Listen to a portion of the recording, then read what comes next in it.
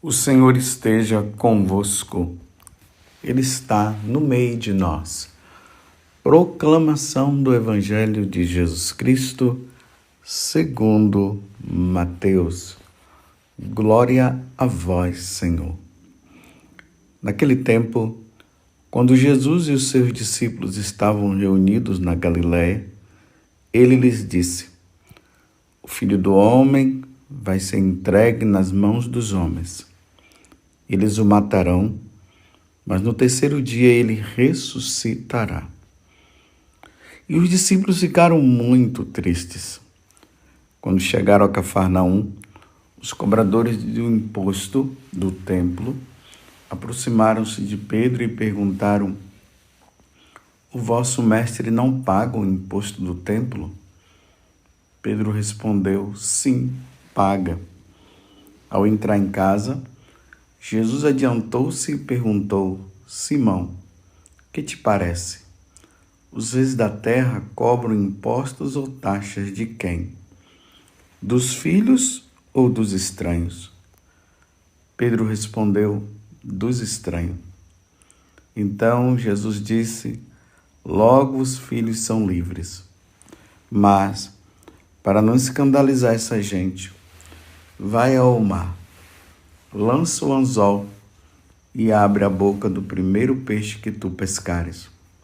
Ali tu encontrarás uma moeda. Pegue então a moeda e vai entregá-la a eles, por mim e por ti. Palavra da salvação. Glória a vós, Senhor.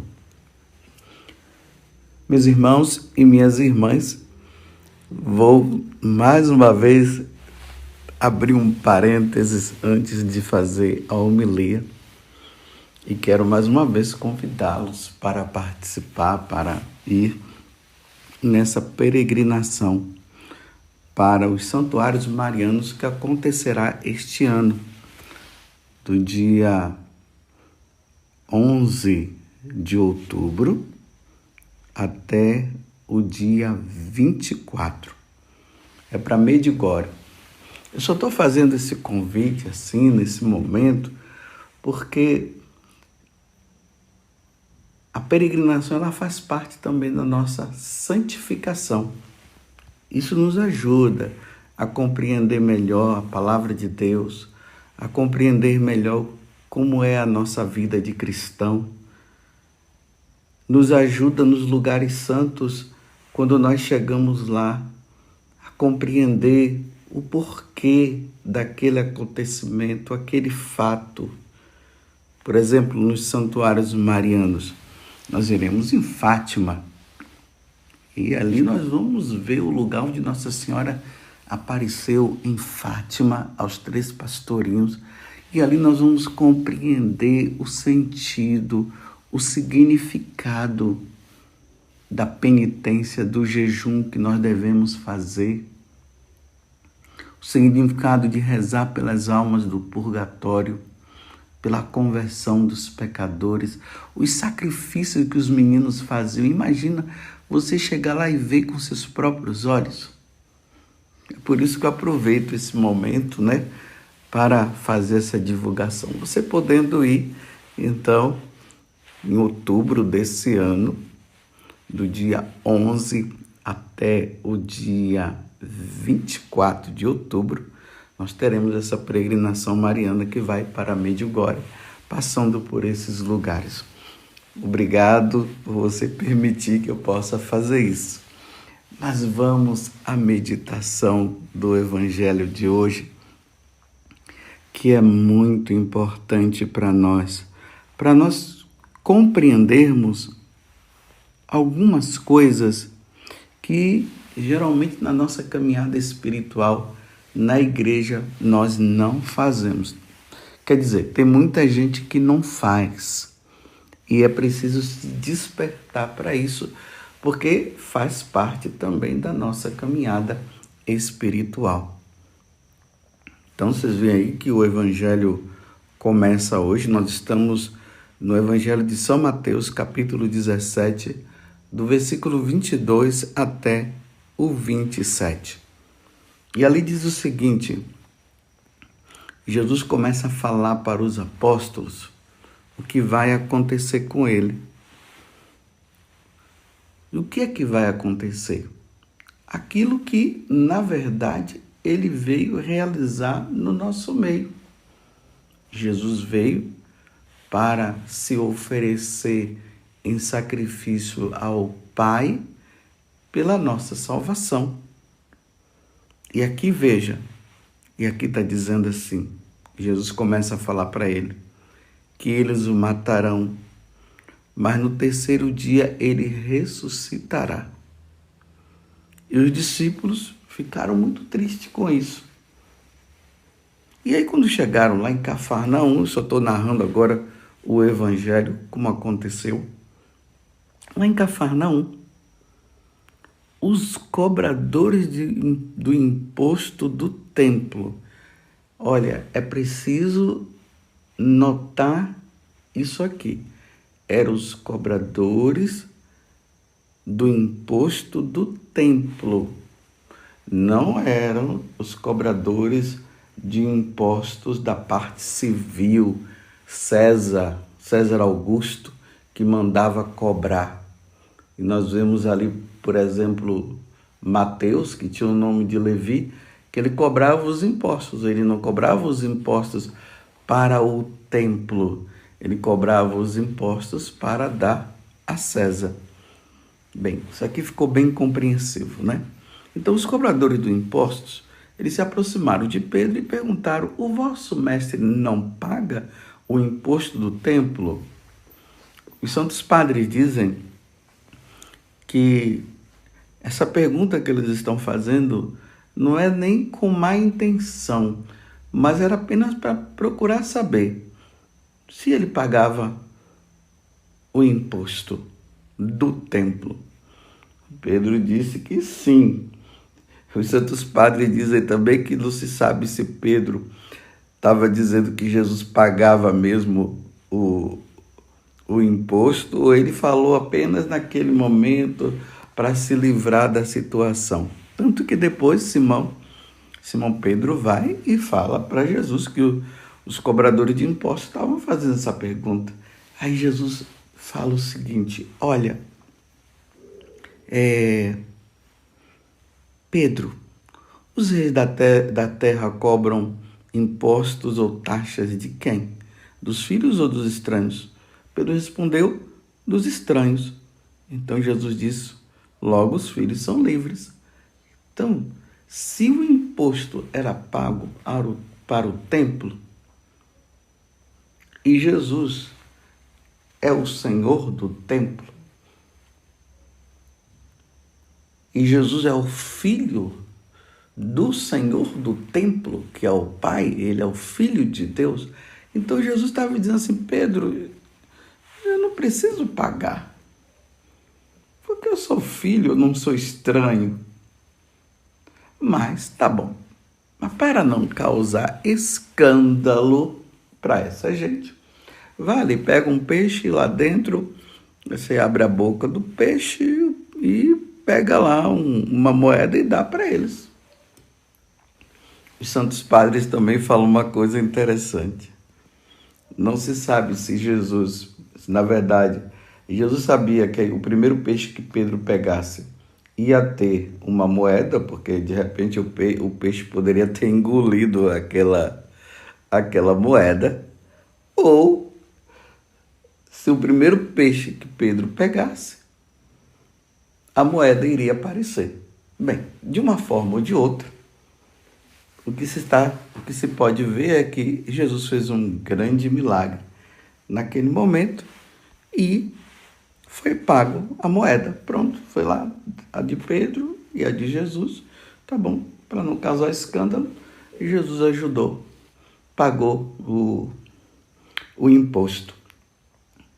Mas pagar um imposto para quê?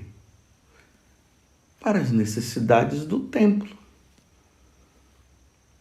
O sacrifício que era oferecido, os animais que precisariam também ser comprado, as necessidades dos sacerdotes, porque a tribo de Levi, que estava relacionada à questão da liturgia, do templo, eles não trabalhavam como qualquer pessoa civil trabalhava. Então, era necessário que as pessoas pudessem ajudar, né? O povo de Deus ajudava para que eles pudessem também suprir as suas necessidades. As questões que estão relacionadas também ao próprio templo, a reforma. Vocês compreenderam o porquê de pagar esse imposto? Por que eu estou falando isso? Porque eu não sei se você sabe, mas a igreja, nós da Igreja Católica, existem 5 mandamentos que são da igreja. Aqui não são os 10 mandamentos da lei de Deus. São os 5 mandamentos da igreja que nós, como católicos, nós temos o compromisso de cumprir, de realizar. Por exemplo, o primeiro mandamento, são 5, né? O primeiro mandamento é ouvir missas inteiras nos domingos e festas de guarda, que está relacionado com o terceiro mandamento da lei de Deus. Confessar-se ao menos uma vez cada ano. Na festa, né? Confessar-se ao menos uma vez cada ano na Páscoa, mas não significa que se deve confessar somente uma vez por ano. Eu mesmo aconselho as pessoas a confessar-se pelo menos uma vez por mês. É bom. Por exemplo, você coloca ali a primeira sexta-feira do mês, ou o primeiro sábado do mês, né? Que está relacionado ao desagravo ao coração de Jesus, ao coração imaculado de Maria. Coloca ali esses dias, todo mês, quando estiver se aproximando, está na hora de eu me confessar, porque um justo peca 7 vezes ao dia. Então é bom chegar ali naqueles dias, né? Primeira sexta-feira ou primeiro sábado, e se confessar. Você vai se confessar 12 vezes ao ano do que uma vez, porque aí você ainda coloca, né? Nós colocamos em perigo, imagina. A pessoa confessa na Páscoa. Vamos supor que a Páscoa aconteceu ali no mês de abril. Aí a pessoa comete um pecado mortal em junho. Ela só vai confessar agora no ano que vem. E se morrer antes? Então é bom se confessar uma vez por mês. Mas se você cair em pecado mortal, procure um padre imediatamente para confessar. Comungar, o terceiro, comungar ao menos pela Páscoa da ressurreição. Pelo menos, aí tá vendo? Uma vez por ano. Graças a Deus nós podemos comungar todo domingo. E aqueles que podem, comungam até todos os dias. Quantas pessoas que nós vemos, nossos padres, quando participamos da missa, elas têm esse hábito da confissão, da comunhão diária. Jejuar, o quarto, jejuar e abster-se de carne quando manda a Santa Madre Igreja. Então, toda sexta-feira é dia de nós jejuarmos e abstermos de carne, como manda a Santa Madre Igreja. Você entendeu? Esses são os mandamentos. E agora, os 5 mandamentos da igreja. Está faltando um, que é esse daqui. Pagar dízimos segundo o costume. Então, é uma obrigação de nós, católicos, pagar o dízimo.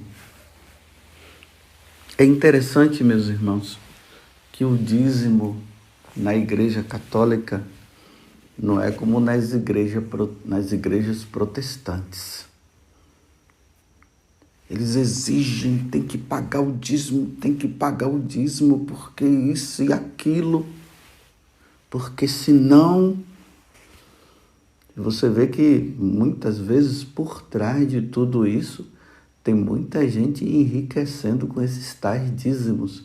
Tudo se reduz ao dinheiro, não é verdade? Mas vamos deixar os protestantes para lá e vamos para nós católicos.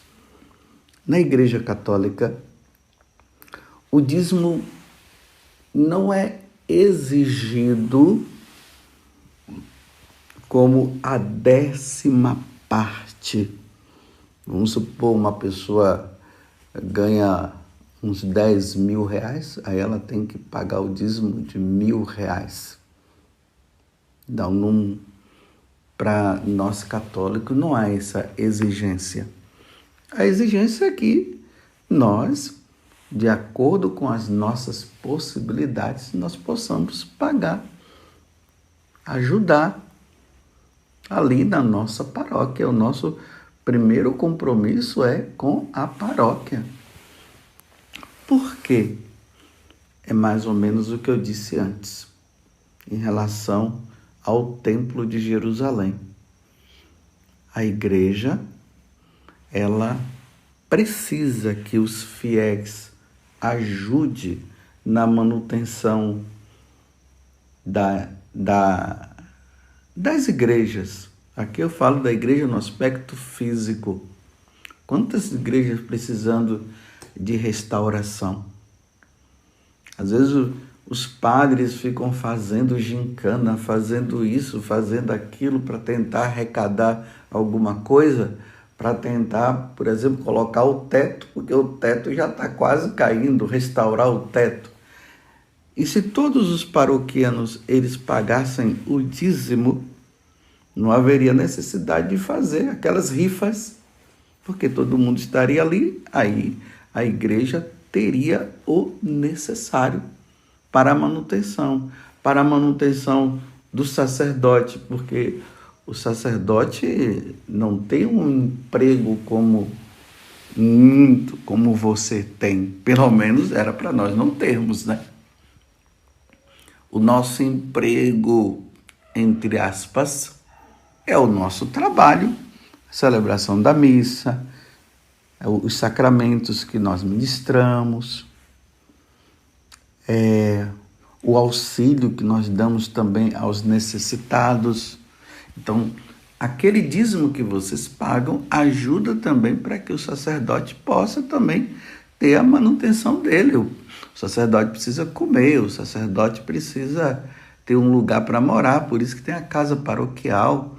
O sacerdote precisa comprar roupa, e é justamente essa ajuda que você faz com o dízimo para a manutenção. Vocês viram que no Evangelho eles perguntaram, um mestre, Jesus, ele paga também o dízimo? E Jesus, vocês viram que no final de contas Jesus acabou pagando, né? Esse dízimo, eu repito, é o imposto que era necessário para as necessidades do templo.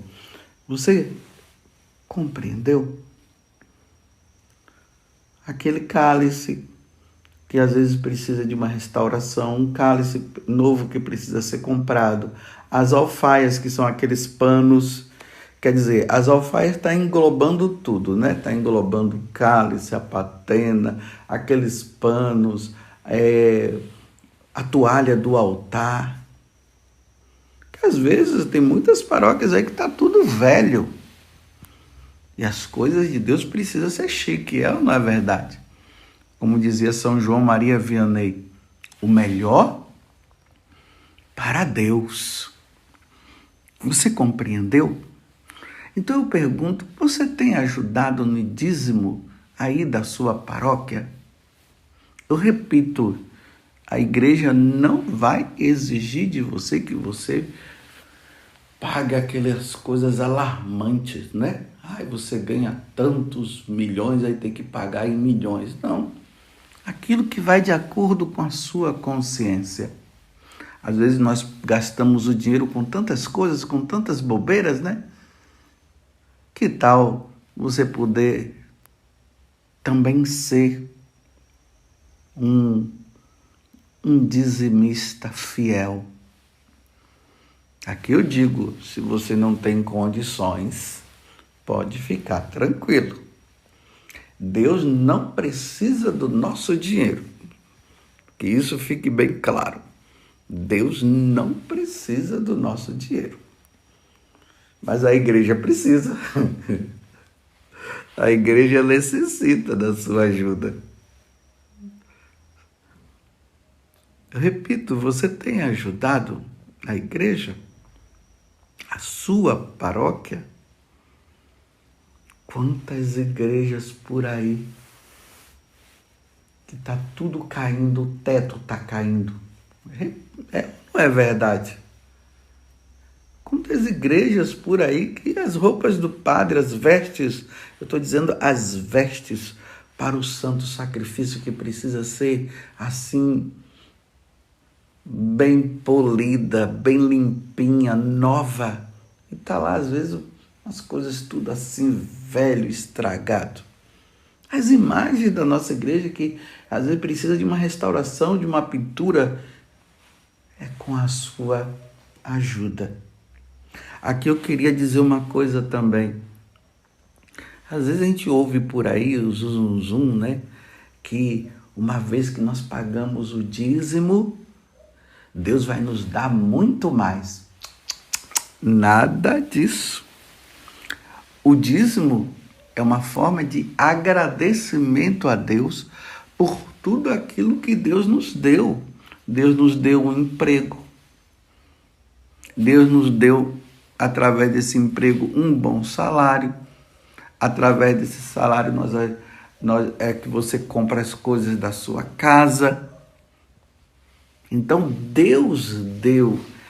Aí Deus pede também que em forma de agradecimento, em forma de louvor, em forma de adoração, em forma de tudo isso, você possa dizer: Senhor, aqui está.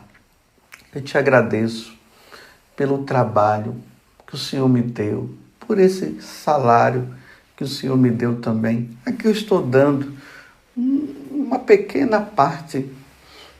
Isso aqui não quer dizer nada, mas eu dou diante de tanta grandeza, diante do teu amor para conosco. Está aqui, Senhor. Eu te devolvo, eu te dou aqui para a manutenção da igreja, para as necessidades do padre. Muitas vezes o padre também precisa, a igreja local, os padres precisam também praticar a caridade. Muita gente bate na nossa porta, os pobres batem lá na porta pedindo. Aqui eu vou abrir um parêntese, porque eu sei que já tem aquelas pessoas que já vão dizer assim: mas estão usando o dinheiro de forma errada e tal, o padre está assim, está rico, aquela coisa toda, eu não vou ajudar não. Olha, meus irmãos, cada um vai prestar conta dos seus atos. Agora, que isso não seja um pretexto para você não querer ajudar o templo de Deus, a casa de Deus. Fechando parêntese, por exemplo, as hóstias. Como comprar as hóstias? Não é o governo que vai dar dinheiro para comprar hóstia, para comprar vinho, não. É a ajuda sua, é a contribuição sua. Aí compra aquela hóstia que vai se transformar, se transubstanciar no corpo do Senhor, e o vinho que vai se transformar no sangue do Senhor. Deus vem e se torna presente no meio de nós, como eu sempre falo e todos os padres falam. Mas a hóstia é comprada e é a ajuda sua que vai fazer com que tudo isso possa se realizar, possa acontecer. Eu pergunto a você mais uma vez: você tem sido fiel? Então o dízimo não é para a gente dar para Deus devolver mais. Eu dou R$100, então você quer a prova?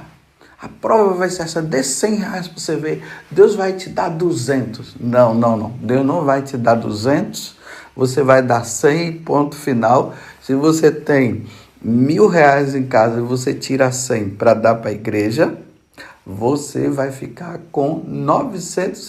Deus não vai dar 200 ou 300 para triplicar. Não. Essa não é a forma correta de se interpretar o dízimo que é dado. Tudo bem que se em alguma situação isso aconteceu, você deu e de repente você ganhou mais, tudo bem. Deus é generoso. Deus não se cansa de ser generoso. Mas a finalidade não é essa.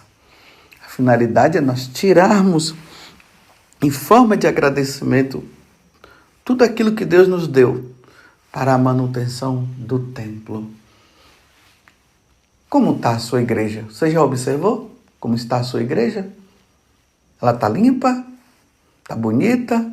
Está feia? Se tem um lugar na nossa cidade que precisaria estar um luxo, brilhando, bem destacado, diante de todos os outros prédios, é o templo do Senhor. É a casa do Senhor. A casa do Senhor tem que estar chique. E é a sua ajuda que vai fazer. Você compreendeu? Reveja. Vamos tirar aquelas coisas, aqueles questionamentos que nós ficamos e faz isso e faz aquilo e vamos ajudar. Eu repito, dá uma olhada na sua igreja. Como é que ela está? Tem muitas pessoas generosas que às vezes quando o padre diz assim, povo, meus fiéis, nós estamos precisando colocar um crucifixo novo, porque esse crucifixo está assim, está assado, e as pessoas vão lá e ajudam. Recentemente um sacerdote estava me contando que ele tinha falado, né, que lá na paróquia tinha um crucifixo lá, que não era um crucifixo bonito, porque, meus irmãos, tem que ser belo, né? As imagens têm que ser belas. Tem umas imagens, meu Deus do céu, as imagens têm que mostrar a beleza de Deus, tem que nos fazer com que nossa alma se eleve à beleza que Deus tem. Agora, aquelas imagens feias, tem umas imagens feias, pelo amor de Deus. E o padre falou, olha, estamos precisando, ajudem aí, nós precisamos, vamos colocar um crucifixo mais bonito e tal. Um jovem foi lá, falou com o padre, perguntou quanto custava, o padre falou o valor. E olha, que crucifixo bonito, lindo está naquela igreja, porque expressa a morte e a paixão do Senhor, como está falando na primeira leitura. E isso faz com que desejemos, isso faz com que nós possamos, através daquela imagem, nos aproximar de Deus, através daquela imagem, aceitar os nossos sofrimentos e oferecer os nossos sofrimentos. Acredito que você tenha entendido, né? Então, aquele homem perguntou se Jesus pagava o imposto do templo. E Jesus, para não escandalizar, porque ele não precisava fazer isso, Jesus foi lá e pagou. Que Deus nos ajude também a entender essa parte. Porque senão nós ficamos cobrando, pedindo, pede isso, pede aquilo, mas a contribuição nossa nós não damos. Você tem dado a sua contribuição? Louvado seja nosso Senhor Jesus Cristo, para sempre seja louvado, e a nossa Mãe Maria Santíssima.